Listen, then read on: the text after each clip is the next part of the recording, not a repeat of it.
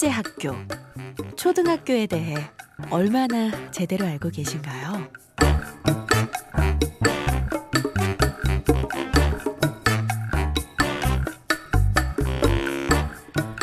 우리 아이는 학교에서 무엇을 배우나요? 성공적인 학교 생활을 위해서 가정에서는 어떤 준비를 해야 할까요? 국어나 수학 같은 기초는 어떻게 다져주면 좋을까요? 아이와의 갈등은 어떻게 해결하면 좋을까요? 초등학교 운영 시스템부터 과목별 공부법, 올바른 학교 생활과 독서 교육 노하우까지 현직 교사가 들려주는 초등학교 생활의 모든 것. 조혜선 아나운서의 엄마의 책 읽기, 초등학교 제대로 알고 보내시나요? 한명훈 작가님과 함께합니다.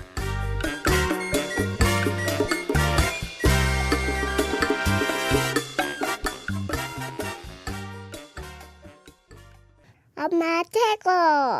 네, 조혜선 아나운서의 엄마의 책 읽기, 초등학교 제대로 알고 보내시나요? 한명훈 작가님과 함께하겠습니다. 어서 오세요. 네, 안녕하세요. 네, 엄마의 책 읽기 팟캐스트 청취자분들에게 소개 좀 해주세요. 제가 2015년에 이제 처음 발령을 받아서 횟수로는 이제 6년 차에 오. 접어드는 아주 젊은 남자 선생님이신 거잖아요. 예, 그렇죠. 예. 저 초등학교 때 진짜 남자 선생님 되게 그 당시에도 거의 없었거든요. 근데 기억을 하고 있다는 건 되게 강렬했다는 거잖아요. 예. 인기도 굉장히 많으셨고 예. 그 선생님 담임 선생님이 아니었는데도 아이들이 다 좋아했던 그런 기억이 납니다. 예, 일단은 뭐 학교에 네. 요즘에도 남자 선생님이 그렇게 많지는 않습니다. 네, 물론 학교마다 차이는 있지만 네. 그래서 아이들 입장에서는 아이들이 또 작잖아요. 네. 네, 좀 크고 이렇게 목소리도 낮고 네, 좀 신기하죠. 네. 그래서 뭐 좋아한다기보다는 좀 관심? 네, 예. 그게 좋아하는 거죠. 관심의 대상. 네, 그래서 아이들이 예, 저는 좀 많이 좋아해 주는 것 같아서 네, 학교에 그래요. 다니는 게 참 기분이 좋습니다. 네. 저는 이제 국민학교 세대였거든요. 예, 우리 그렇죠. 한명훈 작가님은 어떠셨어요? 저는 초등학교입니다. 아, 초등학교요? 예, 초등학교로 입학을 했죠. 제가 97년도에 이제 입학을 했는데 아, 그 전부터 이제 국민학교에서 초등학교로 명칭이 변경이 됐기 때문에 맞아요. 예, 제가 거의 뭐 첫 세대죠. 저는 국민학교로 졸업을 했거든요. 아, 예. 그래서 좀 세대 차이가 나긴 하지만 예전에는 저 국민학교였어요. 예, 그렇죠. 예, 예전과 지금 초등학교 좀 많이 분위기가 다르죠. 선생님 보시기에. 예, 많이 다르죠. 우리나라는 그 세대 간의 격차가 굉장히 크다고 저는 생각을 해요. 사실 다른 나라가 뭐 100년 동안 이루어야 할 여러 가지 것들을 네. 우리나라는 굉장히 빨리 이루었잖아요. 그쵸. 예, 그러면서 세대 간의 격차가 굉장히 커졌는데 그래서 어머님들께서 생각하시기에 네. 자기 이렇게 자녀를 보통 다음 세대 정도로 생각하시면 안 되고 손주나 증손주 정도로 생각하시면은 조금 더 마음이 편하시지 않을까. 그래요. 예, 그 학교에도 이제 문화가 많이 바뀌는데요. 사실 학교의 주인은 학생이지만 학교의 문화를 결정짓는 거는 그 소속 교직원들이 되게 큰 역할을 한다고 생각을 해요. 네네. 그래서 어떤 학교에 젊은 사람들이 굉장히 많이 있다. 젊은 선생님들이. 그러면은 그 젊은 선생님들이 평소에 생각하는 그 사고와 가치관들이 네. 학교의 운영에 상당히 많이 반영이 되기 때문에 옛날 학교랑 지금 학교랑 많이 다르죠. 엄마 책 읽어주세요.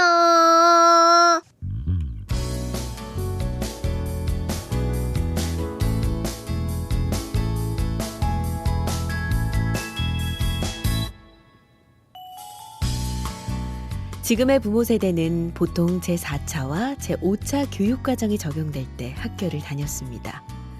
수직적이고 권위적인 국가 권력 하에서 교육과정이 운영됐기 때문에 학교 모습 자체가 엄격하고 권위적이라는 인상을 많이 받으셨을 겁니다. 그렇다면 부모 세대가 겪은 소소한 학교의 추억들은 어떤 것들이 있을까요? 오마이뉴스에서 1980년대 초등학교 모습을 회상하는 기사를 실은 적이 있습니다. 간단하게 소개하고자 발췌해봤습니다. 80년대 초등학교, 당시 국민학교를 다녔던 세대들은 아직도 기억할 것이다. 겨울방학을 하기 전에 조막손을 호호 불어가며 나무 교실 바닥을 왁스로 팍팍 문지르며 선생님 몰래 잡담하며 즐거워했던 어린 시절을 말이다. 그 당시 겨울이 되면 주번은 아침 일찍 등교해 우유와 나무, 갈탄 등을 교실로 가져다 놓는 일을 하였다. 그러면 담임 선생님께서 나무와 조개탄을 알맞게 섞어 불을 지피시고 아이들은 창문을 몽땅 열어놓고 빨간 눈알을 부비며 난로가에 옹기종기 모여들었다. 점심시간이 시작되기 1교시 전 몇몇 아이들은 도시락을 난로 위에 올려놓았고 난로 주변에 앉아 공부하는 아이는 수시로 도시락을 바꾸며 분주해야 했다. 70명의 아이들이 얌전히 앉아있기만 하여도 비좁은 교실에서 수업 시간에 누가 한번 큰 소리라도 지르는 날에는 여지없이 선생님의 몽둥이가 기다리고 있었다. 그래서 아이들은 한 학기가 지나가도 발표 한 번 하기가 힘들었던 날들이었다. 그래도 시간이 지나니 이제는 좋은 추억으로 간직할 수 있다. 짧은 글이지만 당시 학교의 모습을 어렴풋이나마 추억할 수 있으시겠죠. 나무 판자로 된 바닥을 대걸레로 닦는 건 여간 힘든 일이 아니었습니다. 더운 여름이면 선풍기 바람을 최대한 많이 쐴 수 있는 자리가 명당이었고 추운 겨울이 되면 교실 가운데에 자리 잡은 난로의 열기를 조금이라도 더 느끼려고 애를 썼었죠. 한 학급에 몇십 명이 모여 북적거리는 교실은 온갖 수다로 떠들썩했지만 선생님이 떴다 하면 쥐 죽은 듯 조용해야만 했습니다. 그때는 체벌이 만연했습니다. 조금만 잘못해도 회초리를 휘두르는 선생님이 많았죠.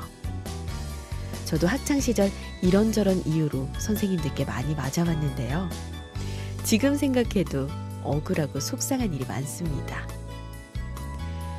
초등학교 저학년 때 떨리는 마음으로 처음 치렀던 받아쓰기 시험, 열심히 자신의 과목 평균을 계산했던 중간고사와 기말고사 등 시험에 대한 기억도 나실 겁니다. 주번이나 당번 역할할 때 많이 힘들었던 경험도 있으시죠? 추운 겨울날 걸레를 빨아야 하는 당번 순서가 오면 등굣길부터 손이 아렸습니다. 너무너무 힘들게 서 있어야만 했던 조회 시간과 끝날 듯 끝나지 않는 교장 선생님의 지겨운 훈화도 생각이 나실 겁니다. 졸업식 날 친구들과 아쉬운 작별을 뒤로 한 채 점심으로 맛있는 짜장면을 먹었던 기억도 있죠. 세월이 많이 흘렀지만 이런 기억은 초등학생 시절이라는 이름으로 우리의 마음에 강렬하게 남아 있습니다. 저는 90년대 후반에 초등학교를 다녔습니다. 교사로 임용돼 다시 초등학교에 돌아와 보니 제가 다녔던 초등학교의 모습과 지금의 모습이 조금 다르게 느껴지더군요. 물론 그때나 지금이나 변하지 않는 것도 여전히 존재합니다. 중요한 건 그때의 경험과 판단, 인식의 기준이 지금의 초등학교를 평가하는데 똑같이 적용될 수 없다는 사실입니다. 아무리 보수적인 교육계라고 하더라도 시대의 흐름을 무시할 수는 없습니다. 학교는 생각보다 많이 변했습니다. 과거와는 제도적으로도 문화적으로도 상당히 큰 차이가 존재합니다. 혹시 그때의 기억으로 지금의 학교를 바라보고 있지는 않으신가요? 우리의 자녀들도 그때 우리처럼 초등학교에 다니지만 똑같은 경험을 한다고 생각하시면 큰 오산입니다.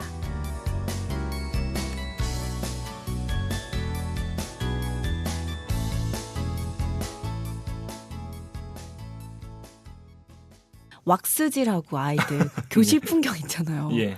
제가 딱 그 세대였거든요. 왁스질 아세요? 저는 안 해봤어요. 아 진짜요? 아, 좀 다르구나. 진짜 그 왁스를 맨날 사가지고 나무바닥 있잖아요. 예. 그게 반짝반짝해질 때까지 저는 닦았거든요. 예, 그렇다고 하더라고요. 지금 초등학교는 그러면은 바닥이 뭐예요?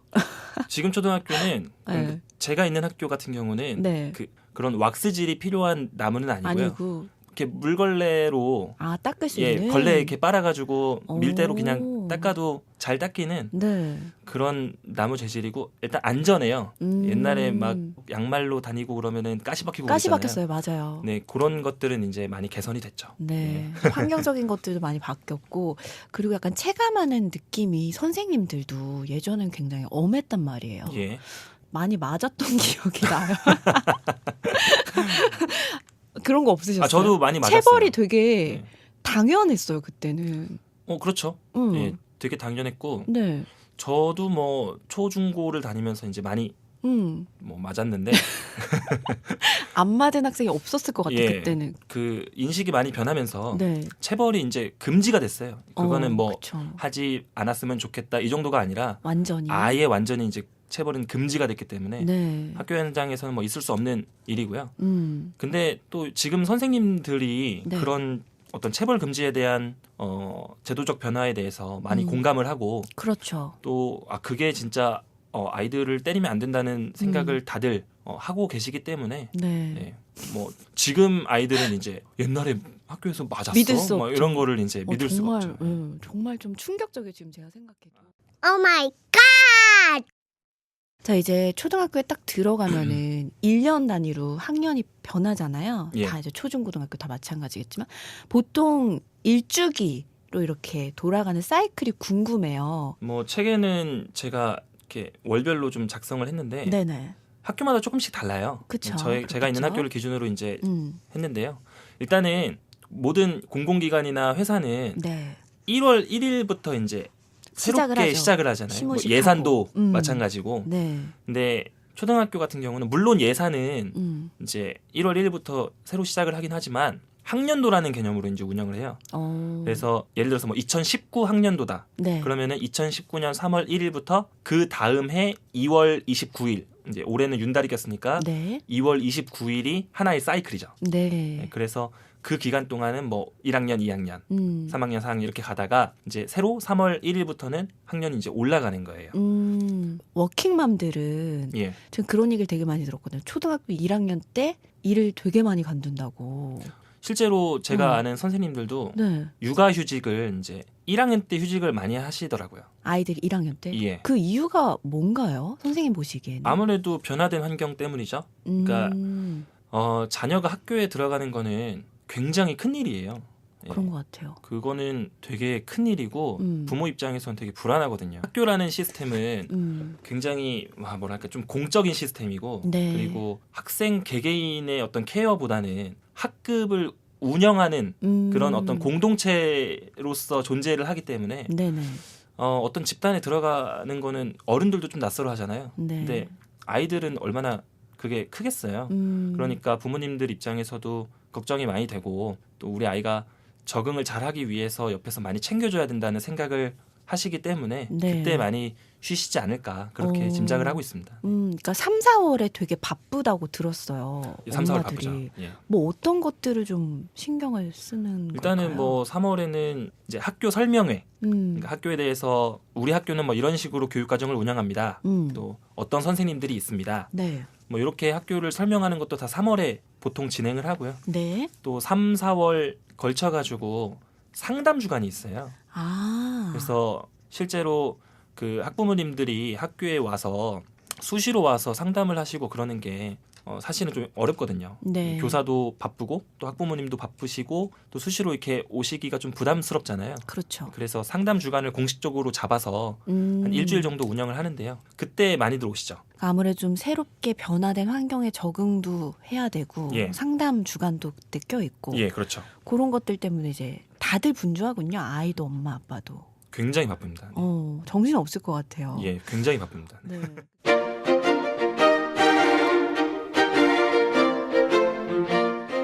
학생들의 가방 속에 캐캐 묵은 가정통신문이 수두룩한가요? 실제로 아이들이 집에 가정통신문을 제대로 전달하지 않아서 소통의 문제가 많이 생깁니다. 가정통신문은 아주 사소한 일 때문에 만들어지지 않습니다. 가정의 관련 사실이나 내용을 반드시 알려야겠다는 판단이 서면 교감과 교장의 결재를 거쳐 가정에 전달되는 공식 문서입니다. 하지만 아이들이 이를 가정에 전달하지 않는다면 문제가 될 수 있겠죠. 요즘은 교육용 어플리케이션을 통해 담임교사가 가정통신문의 내용을 공지하는 경우가 많습니다. 만일 자녀의 담임교사가 이런 앱을 사용한다면 학부모님들은 모바일로 가정통신문의 내용을 쉽게 확인할 수 있습니다. 하지만 담임 교사가 이런 앱을 사용하지 않는다고 하더라도 크게 문제될 건 없습니다. 가정통신문을 발송하는 교사는 학교 홈페이지에 가정통신문의 내용을 첨부해서 업로드할 의무가 있습니다. 종이로 된 가정통신문도 없고 어플리케이션도 사용하지 않는다면 학교 홈페이지에 접속해서 내용을 확인하시면 됩니다. 무엇보다 가장 중요한 것은 학부모님께서 직접 학생의 알림장을 매일 확인하는 겁니다. 보통 알림장에는 가정통신문을 부모님께 전달해야 한다는 내용이 적혀 있습니다. 알림장을 펼쳐보시고 가정통신문의 유무를 확인하셔야 합니다. 가정통신문을 제대로 전달하는 것은 아이가 학교의 일을 얼마나 중요하게 생각하고 있는가를 가늠해 볼 수 있는 하나의 수단입니다. 만약 자녀가 가정통신문을 빈번하게 분실한다면 학교 일에 조금 더 관심을 가져야 한다고 일러주는 게 좋습니다.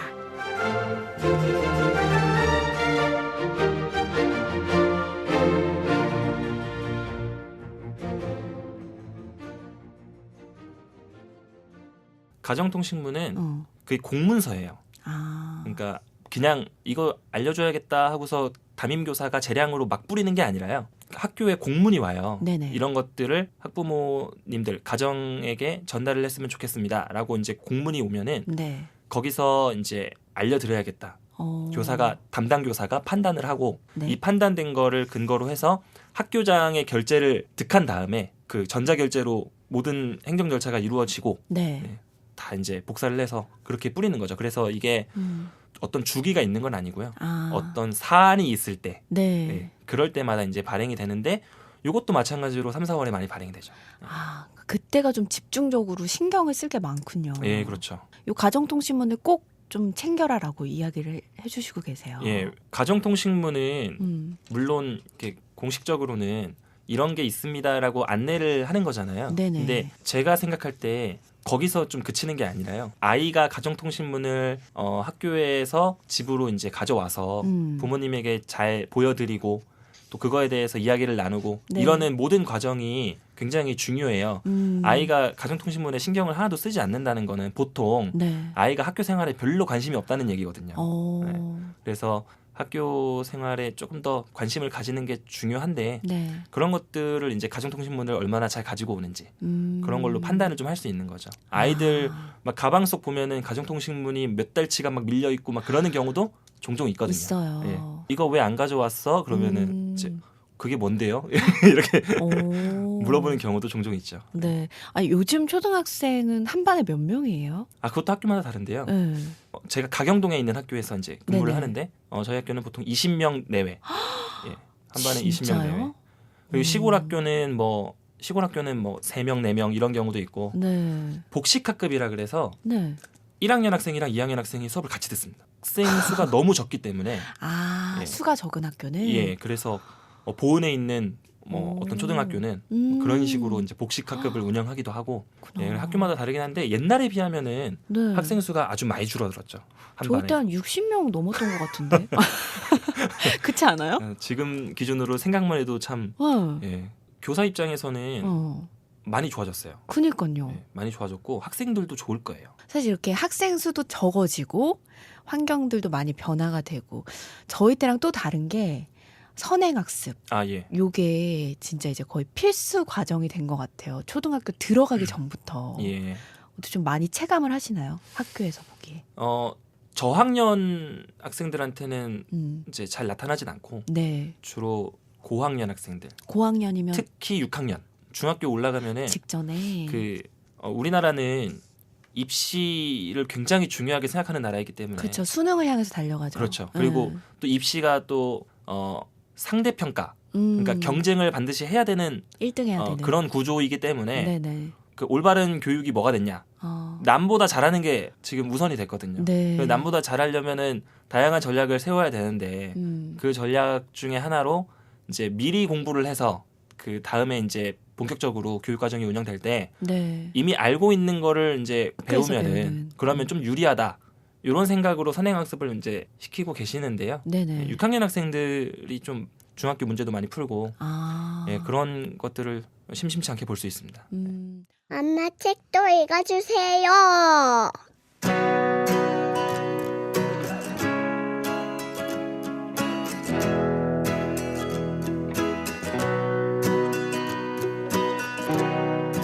정말 많은 학생들이 영어 학원을 다니고 있습니다. 아이들이 영어 학원에서 무엇을 배우나 살펴봤더니 주로 문법과 독해, 듣기를 공부하고 있더군요. 그렇다면 학교 교육은 어떤 차이점을 가지고 있을까요? 초등학교 영어과 교육과정의 목표는 다음과 같습니다. 초등학교 영어는 학습자들이 영어 학습에 흥미와 자신감을 가지고 일상생활에서 사용되는 기초적인 영어를 이해하고 표현하는 능력을 길러 영어로 의사소통할 수 있는 기초를 마련한다. 첫째, 영어 학습에 대한 흥미와 자신감을 기른다. 둘째, 자기 주변의 일상생활 주제에 관해 영어로 기초적인 의사소통을 할 수 있다. 셋째, 영어 학습을 통해 외국인의 문화를 이해한다.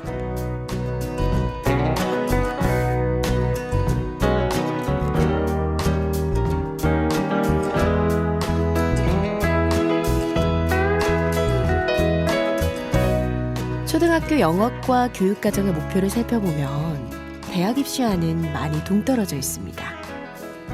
그렇습니다. 초등학교 영어 교육은 대입을 목표로 하지 않습니다. 워낙 대입의 영어가 중요하다 보니 초등학교 때부터 입시를 준비시키는 학부모님이 많은데요. 제 생각은 다릅니다. 초등학교 영어 교육의 핵심은 영어 학습에 대한 흥미와 자신감을 가지는 것입니다. 초등학교 영어 교육은 듣기, 말하기, 읽기, 쓰기의 영역으로 구성되어 있습니다. 아주 기초적인 의사소통을 학습하기 때문에 언어의 기능을 분절해서 학습하고 있죠. 초등학교 영어 교육은 원어민 수준의 유창한 언어 사용을 지향하지 않습니다.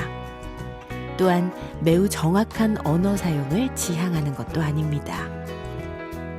영어에 대한 흥미와 자신감, 기초적인 의사소통, 외국의 문화를 이해하여 세계 시민의 자세를 갖는 것이 가장 중요합니다.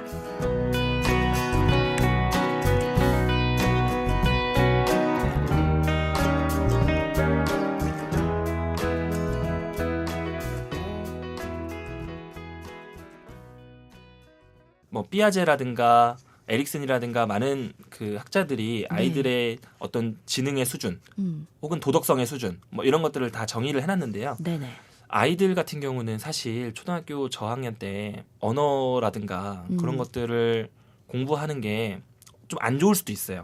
왜냐면은 그 연령대에 맞는 공부를 하는 게 중요한데 네네. 그것을 벗어나서 아이들에게 굉장히 도전적으로 느껴지는 과제를 많이 접하게 되면 네. 아이들이 학습에 대한 의지를 상실해버려요. 아. 그래서 아이가 만약에 영어 공부를 어렸을 때부터 너무 좋아하고 잘해서 1학년 전에 영어 뭐 동요라든가 파닉스라든가 그런 것들을 이제 노출을 시켰을 때 네. 아이가 그것을 되게 재밌어하고 좋아하고 그러면은 그러면 시켜도 된다고 저는 생각해요. 네. 근데 그것에 대해서 아이가 부담을 느끼고 어. 안 하려 그러고 버거워하고 음. 그러면은 나중에 가서 결론적으로 굉장히 실패할 확률이 높다. 아. 네. 이제 제가 여기서 드리고 싶은 말씀은 네. 사교육이 옳다 나쁘다 그런 판단을 이제 많이들 하시잖아요. 근데 저는 제가 이제 뭐 공교육을 맡고 있는 교사라서 이제 네. 뭐 그럴 수도 있지만 이 사교육에 대해서 한번 좀 잘 생각해 보셔야 된다. 네, 그렇게 생각을 하고 있어요. 사교육을 보통 접하게 되는 가장 근본적인 원인은 네. 그러니까 우리 사회가 지금 자유시장 경제를 굉장히 지금 잘 운영하고 있는 나라잖아요. 네네네. 97년 IMF 이후로 신자유주의가 막 들어오고 옛날에 그 한국 전쟁 전에는 그 신분 제도가 있었잖아요. 물론 갑오개혁 때 이제 폐지가 되긴 했지만 네. 한국 전쟁 이전에는 여전히 지주가 뭐 양반이었고 소장농들이 다 네. 막 힘들게 살았고 막 그런 계급이 있었는데 전쟁 이후로 다 이제 그게 없어졌어요. 네네. 근데 그 이후에 계급이 하나가 형성됐거든요. 근데 그 어떤 계급이 뭐냐면은 바로 학벌 계급이에요. 아. 그래서 우리나라는 학벌이 굉장히 중요하고 맞아요. 한 사람의 인생을 결정지을 수 있는 굉장히 중요한 요소이기 때문에 네. 지금 이 교육에 대한 그 열이 높을 수밖에 없는 이제 실정이죠. 근데 이것을 이제 이용해서 네. 마케팅을 하는 거예요. 그쵸. 불안 마케팅. 저는 이걸 공포 마케팅이라고 이제 표현을 하는데요. 네네. 뭐 이렇게 시키는 건 뭐 일도 아니야. 근데 이렇게 이제 불안 마케팅이 막 조성이 되죠. 네네. 근데 시장에서 그렇게 홍보를 하고 이렇게 유입을 하지만 진짜 잘 생각해 봐야 되는 게 아이들의 입장에서 좀 생각을 해봐야 되는 거거든요. 네. 네. 그 아이가 받아들일 수 있는 정도가 있어요. 근데 그 정도를 벗어나서 공부를 만약에 해야 된다. 그러면은 이제 그런 걸 이제 전문용어로 학습된 무기력이라 그러는데 네. 애들이 이제 무기력해지는 거예요. 학습에 대한 동기도 잃어버리고 그냥 자기가 뭐 궁금하면은 파헤쳐보고 그런 경험이 상실되는 거죠. 그래서 학원에 다니면 학원 선생님이 유인물 주고 네네. 문제집 풀게 하고 막 그러잖아요. 맞아요. 그러니까 자기는 아무것도 안 하고 그냥 가만히 있어도 그냥 주변에서 막 이것저것 주니까 그거를 이제 공부를 하게 되는 거예요. 네. 근데 글쎄요. 그게 과연 아이가 이렇게 올바른 학습을 하고 또 올바른 삶을 영위할 수 있는 방법인가? 네. 네, 그거에 대해서는 좀 깊게 생각을 해볼 문제다. 네, 이렇게 말씀을 드리고 싶습니다.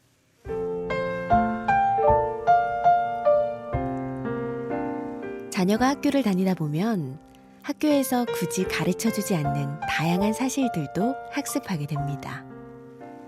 교육과정에서는 이러한 것들을 잠재적 교육과정이라 일컫습니다. 학교에서 전혀 다루고 있지 않은 어떤 것을 학습하거나 학교에서 의도한 것과는 다른 양상의 무언가를 학습한 경우에 우리는 학생이 잠재적 교육과정을 경험했다고 표현할 수 있습니다. 그렇다면 잠재적 교육과정에는 어떤 사례들이 있으며 우리 아이들에게는 어떤 영향을 끼칠까요? 요즘 학교에서 휴거나 엘사라는 단어가 유행이라고 합니다.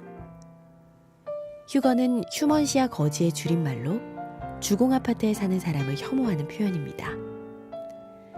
엘사는 겨울왕국의 주인공을 말하는 것이 아닙니다. LH 아파트에 사는 사람을 굳이 구분해서 집단화시키는 표현입니다. 단언컨대 학교에서는 학생들에게 이런 내용을 가르치지 않습니다. 오히려 이런 차별이 사회적으로 매우 나쁘다는 가치 판단을 할 수 있도록 교육을 하죠. 하지만 학생들은 여전히 이런 혐오 표현을 입에 담습니다. 학교에서 학생들에게 의도적으로 가르치고 있지 않고 오히려 차별을 예방하고 방지하는 교육을 하고 있음에도 불구하고 부모의 소득 수준으로 학생들 사이에 계층이라는 게 생길 수 있다는 걸 학생들이 학습합니다. 이러한 사례 역시 잠재적 교육과정이라고 말할 수 있습니다. 어찌됐든 학생들은 학교 안에서 이런 계층과 차별이 존재한다는 걸 알게 됐으니까 말이죠. 물론 잠재적 교육과정이 역기능만 있는 건 아닙니다. 예를 들어 학교와 교실의 문화가 매우 민주적이고 온화하다면 그 안에 속해 있는 학생은 특별한 가르침이 없더라도 그런 문화를 받아들이고 재생산하게 됩니다. 이런 것들도 의도적으로 교육하진 않았지만 학습할 수 있는 것이므로 잠재적 교육과정이라고 할 수 있습니다. 결국 중요한 건 우리 아이들은 모든 환경을 학습할 수 있는 주체이며 우리 아이들의 환경을 올바르게 만들어주는 건 어른들의 가장 중요한 역할이라는 것입니다. 휴거와 엘사라는 표현을 처음 만들어내 사용한 학생이 분명 있을 겁니다. 그런데 저는 그 학생이 아무것도 모르는 순수한 상태에서 그런 표현을 생산해냈을 것이라고는 생각하지 않습니다.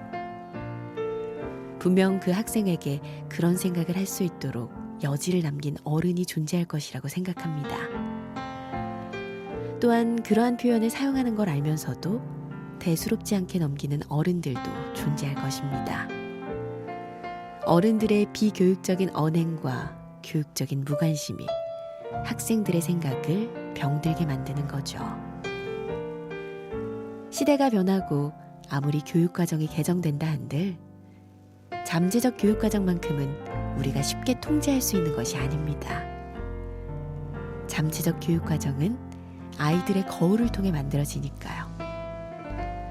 요즘 아이들이 버릇이 없고 문제가 많다고 지적하는 어른들이 있다면 우리 어른들은 그 아이들의 거울로서 제대로 된 역할을 하고 있는지 꼭 한번 점검해 봐야 합니다.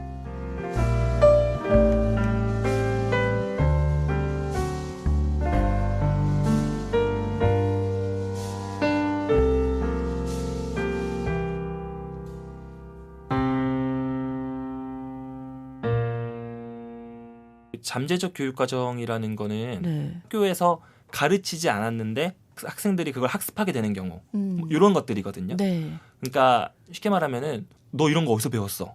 이렇게 되는 맞아요, 거예요. 맞아요. 학교에서 그런 걸 배워오는 거예요. 뭐 내가 어느 아파트에 사는데 어느 정도의 경제적 수준을 가지고 있고 네. 이것이 그 같은 반 애들한테 뭐 누구는 여기 계급, 누구는 여기 계급 이런 식으로 이제 형성이 되는 거예요. 네. 학교에서는 안 가르치잖아요. 그렇죠. 근데 학교에서 그걸 배우는 거예요. 어. 그래서 이런 것들을 잠재적 교육 과정이라 그러는 거고 네. 그런 것들은 네. 그 교사가 컨트롤을 제대로 이렇게 할 수 있는 것들이 아니에요. 네, 그래서 그런 것들은 되게 학교의 역기능 그런 식으로 이제 소개가 많이 되죠. 그럼 집에서 좀 이게 필요하겠네요. 애들이 그 엘사나 뭐 휴거라는 말을 네. 그 학교에서 만들어내고 막 그런 거는 저는 잘 모르겠는데 네네. 어딘가에서 분명히 듣고 들었을 거예요. 온 거죠. 네. 네. 그리고 그런 것들을 사용하는 어른이나 성인들이 분명히 있었을 거라고 저는 생각하거든요. 네네. 그래서 그런 것들이 학교로 유입이 되는 거죠. 네. 학교만 교육하는 기관이 아니잖아요. 네. 그래서 가정에서도 그런 교육들이 잘 이루어져야 학교 안에서도 불상사가 없다. 네. 그러니까 부모님들이 좀 신경을 쓰고 네, 교육을 해야 될 것 같다는 생각이 들어요. 예. 이게 사실 진짜 사회적인 문제잖아요. 엄마 책도 읽어주세요.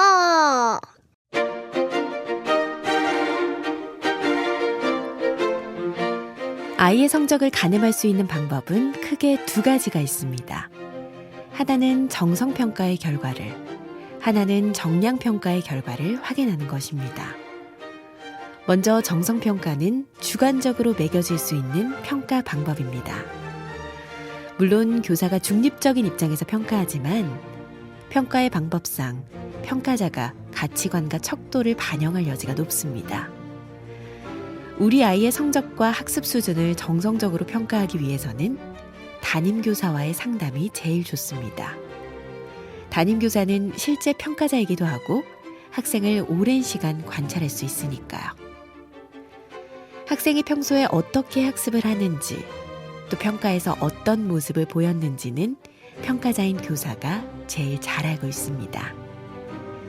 반면 정량평가는 정성평가에 비해 비교적 객관적으로 매겨질 수 있는 평가 방법입니다. 초등학교에서는 과거의 중간고사와 기말고사가 사라지고 있는 추세이기 때문에 정량평가의 양이 현저하게 줄어들었습니다.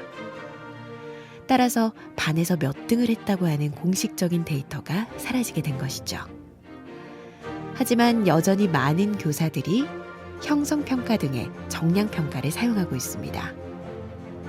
정량평가는 정성평가에 비해 학생의 객관적인 점수가 가시적으로 확인되기 때문에 학생이 몇 개의 문제를 맞췄는지, 어떤 영역의 문제를 틀렸는지 확인이 가능합니다.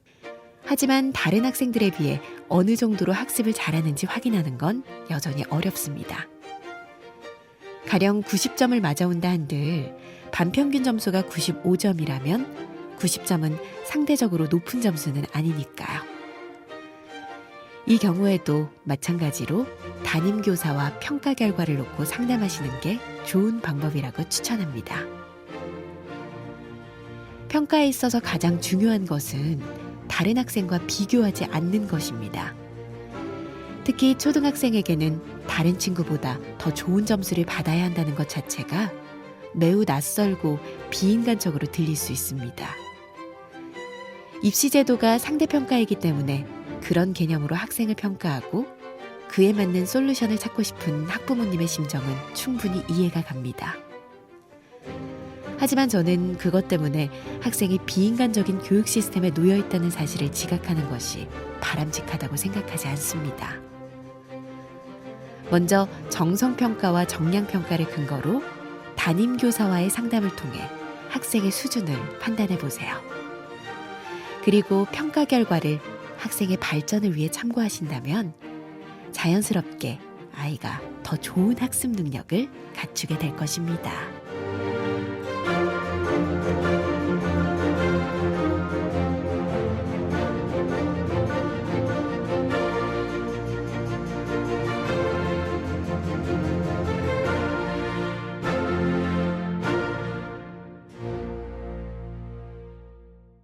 제가 있는 학교 같은 경우는 그 이제 지필고사는 없어요. 네. 수행평가예요, 다. 음. 수행평가 결과가 다 상중하로 나가요. 아. 상중하로 나가는데 뭐 기준이 다 있겠죠. 네네. 예, 사실 상중하라는 세 가지 영역으로 학생의 어떤 학습 수준 전반을 다 평가할 수는 없어요. 네.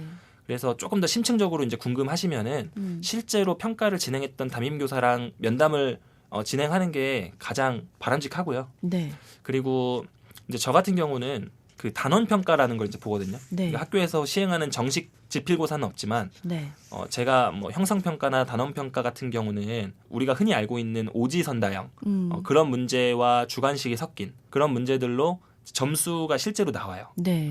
뭐 100점, 95점, 오. 90점 네. 이런 식으로 나오면 이제 그런 것들을 평가 공개 주간이라고 하는 그 시간에 집에 이제 발송을 해요. 그 아. 아이가 대체로 어느 정도의 학습 수준을 가지고 있고 네. 또 단원 평가를 봤는데 몇 점을 맞았다. 뭐 이런 것들을 이제 가정에 보내요. 많은 학교에서 그렇게 시행을 하고 있더라고요. 네네. 그럼 그런 것들을 이제 보신 다음에 판단을 하실 수가 있겠죠.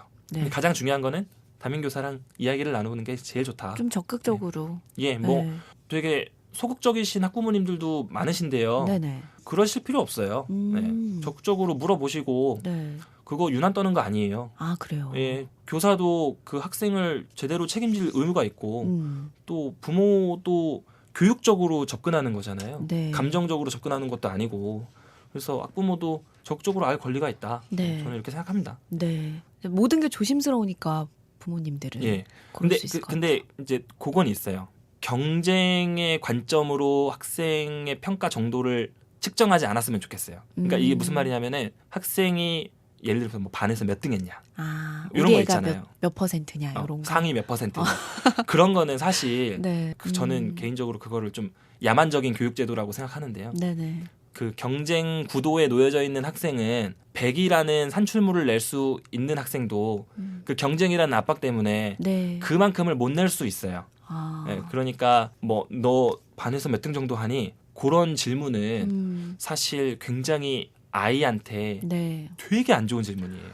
그런 걸 좀 신경을 써야겠네요. 예, 그렇죠. 네. 초등학교에서 잘 못해도 그 중고등학교 올라가면 잘할 수 있어요. 잘할 수 있죠. 예. 잘할 수 있더라고요. 막 책들 보니까 그런 사례들 되게 많더라고요. 예, 잘할 수 있습니다. 네, 그리고 또 이제 학교를 보내면서 부모님들이 가장 걱정하는 것 중에 하나가 바로 학교 폭력이에요. 학교 폭력은 학교 폭력을 처리하는 절차가 이제 제도화가 됐어요. 아. 네, 그래서 어떤 식으로 이제 이루어지냐면은 그러니까 학교 폭력이라는 진짜 정의가 일단 나왔어요. 네. 그 학교 폭력이라는 정의에 이렇게 맞게 어떤 사안이 발생을 하면은 그것을 이제 옛날에는 네. 이제 교사가 이 학생 저 학생 불러가지고 맞아요. 진위를 파악한 다음에 너 그러면 안 되지. 그랬던 것 같아요. 너 그렇게 하면은 정말 나중에 큰일 난다. 이런 식으로 이제 약간 훈계와 네. 그리고 이제 회복 이런 것들에 이제 중점이 갔었다면은 네네. 지금은 이제 이게 아예 제도화가 돼서 그 학교 폭력이 발생했으면은 아예 학교 폭력 전담 기구라는 게 있어요. 네. 그 기구에서 이제 이 사안을 점검을 하고 그리고 피해 추정 학생과 가해 추정 학생과 그리고 그들의 학부모가 합의가 안 될 경우에 네. 학교 폭력 대책 자치위원회라는 또 다른 기구가 있어요. 아. 좀 복잡하죠. 네. 그래서 이 기구에서 이 사안에 대한 결과를 결정을 짓는 거예요. 뭐 예를 들면 학교를 전학을 보낸다든지 아. 반을 옮긴다든지 네. 뭐 봉사활동을 몇 시간 한다든지 이제 이런 게 이제 제도화가 되는 거예요. 네네네. 그래서 좀 눈에 잘 보이죠. 아. 네, 눈에 잘 보이는데요. 학교 폭력은 뭐 옛날부터 있었죠. 사실. 그러니까 그 강도의 세기를 가늠할 수가 없잖아요, 사실. 그렇죠. 막 수치화할 수가 없잖아요. 되게 심각한데도 그냥 넘어가고 막 이랬던 것 많았던 것 같아요. 저희 때는. 근데 이제는 제도화가 돼서 예. 조금 안심할 수 있다는 거죠. 그 제도화가 된 장점과 단점이 있어요. 네. 근데 장점은 말씀하신 그대로 아주 사소한 사안이어도 그냥 넘어갈 수 없다. 네. 그러니까 저는 이건 되게 좋다고 봐요. 네. 왜냐하면 사실 폭력이라는 것에 대해서는 강도가 그렇게 중요하지 않거든요. 그렇죠. 네. 폭력이 발생했냐 안 했냐, 폭력 행위를 했느냐 안 했느냐, 네네. 이게 굉장히 중요하기 때문에 바늘 도둑도 고쳐야 돼요. 네. 네. 그래서 그거는 장점이라고 생각하는데 이제 단점이라고 하면은 이게 약간 제도화가 되면서 감정 싸움으로 번지는 경우가 좀 많아졌어요. 네. 그러니까 이게 학교 폭력 대책 자치위원회까지 이제 올라가면은 네. 사안에 대한 결정이 나야 되잖아요. 네네. 이 최소한의 결정을 받기 위해서 노력을 해야 되는 거잖아요. 네, 그러기 위해서는 이제 뭐 이런저런 합의도 해야 되고 네. 그러는데 이게 교육적으로 잘 안 풀리는 경우도 종종 있는 것 같더라고요. 네, 그래서 뭐 결국에는 모두에게 상처가 되는. 네, 그러니까 이런 경우도 좀 있어서 네, 절대적인 선과 악 뭐 그런 거는 아니라고 생각합니다. 네.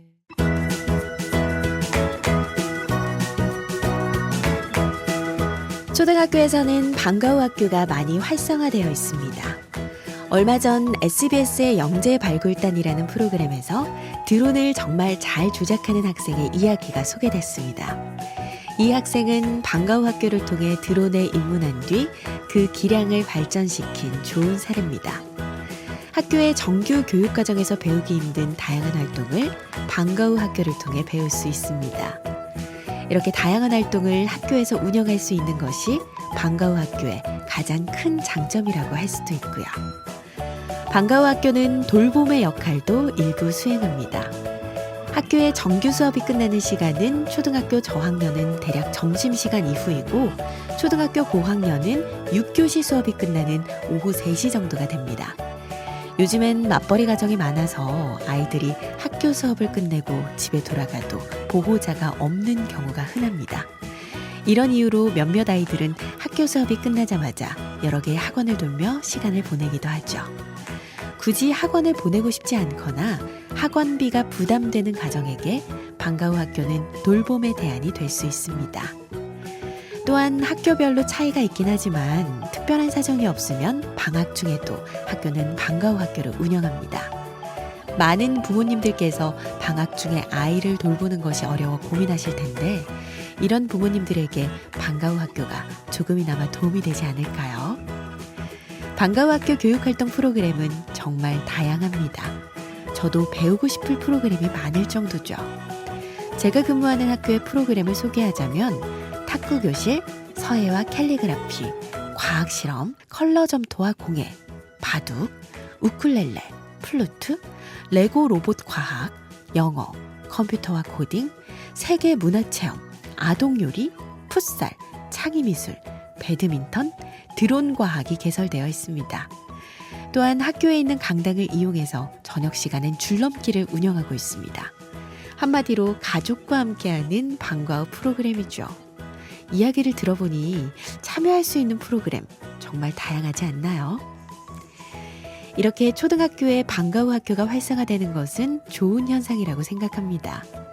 학교의 정규 수업만으로는 아이들의 다양한 경험 욕구를 충족시켜주는데 한계가 있으니까요. 뿐만 아니라 학습자와 학부모의 요구가 받아들여지다 보니 시대의 흐름을 잘 반영하고 수강 과목의 내용이 빠르게 변화할 수 있는 유연성이 있습니다.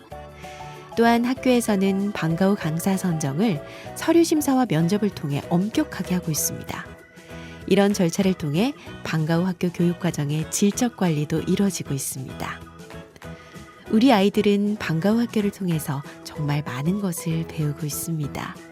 학교마다 방과 후 학교 공개 수업 일정을 잡아서 운영하니 직접 방과 후 학교 공개 수업에 참여해 보시는 건 어떨까요?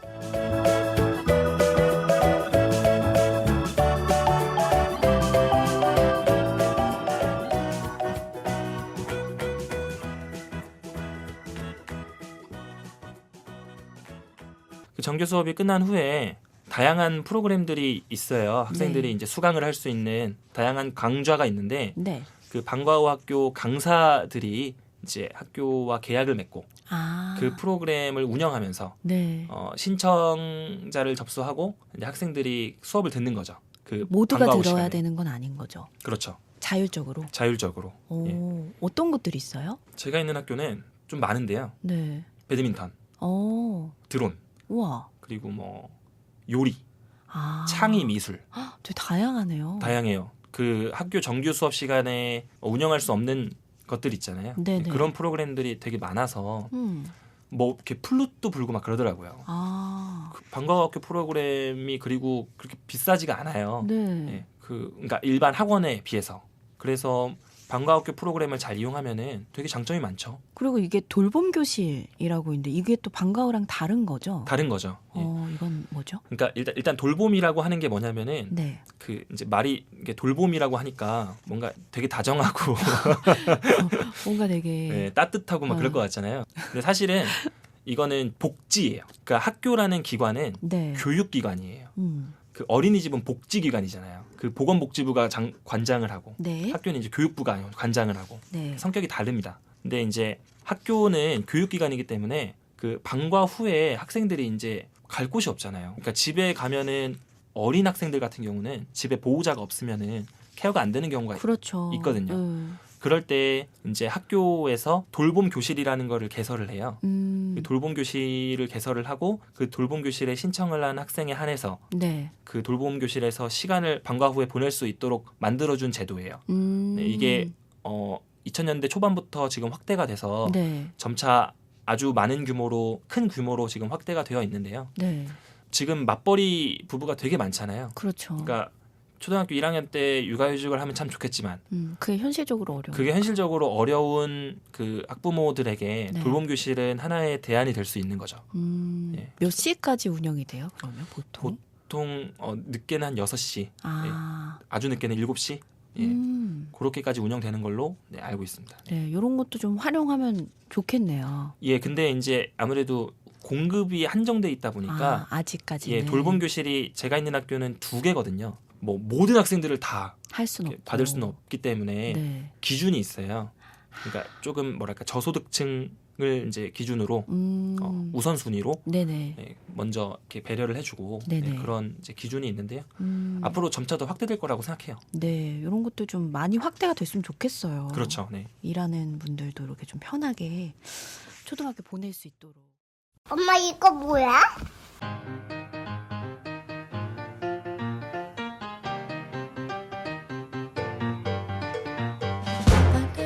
귀로 듣는 육아서적. 이어폰만 꽂으면 육아가 행복해집니다. 조혜선 아나운서의 엄마의 책 읽기 함께하고 계십니다. 초등학교 제대로 알고 보내시나요? 한명은 작가님과 함께하는 두 번째 에피소드는 2주 후에 계속됩니다. Summer Sunday nights, we'd sink into our seats right as